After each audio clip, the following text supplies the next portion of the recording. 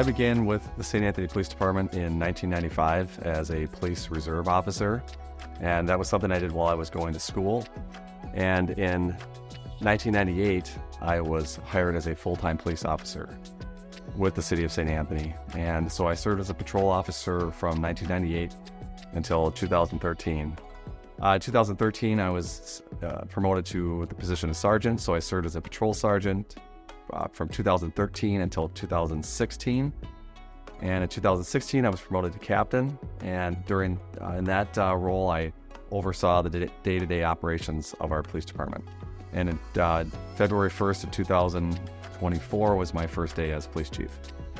I'm fortunate that we've had a police department that's run very well. We have a contingent of all our police officers that are professionals, that are what I like to say, they're the best of the best. So they make my job very easy. With that said, there's always room for improvement, and we've seen that with our police department since, well, at least in my tenure that I can speak to, since I've been here for the last 26 years. So we've also talked a lot about different ways that we can engage our community, knowing that trust is absolutely necessary if we're going to be successful in providing great public service. We can only do our jobs well if we have partnership with our community. The community has to know who we are. They have to be able to trust us, and they have to see us and we see them as partners. And that has to be intentional by us, and also intentional by our community members. And that's why we look for opportunities to engage. Just recently we had our Cops versus Kids basketball challenge, and that's something we haven't had for a few years. We had COVID, and there were some other scheduling issues, but that was just a great event for us. It was a great time to engage with our younger community. It was a great time to engage with their parents and school officials and the other folks that came out. We at the police department, we always talk about what type of leaders we want to be.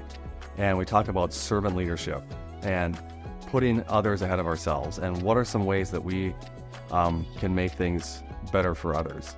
And so that service mindset, I know that about our folks. I know they have high integrity. I know they're courageous. I know they're humbled.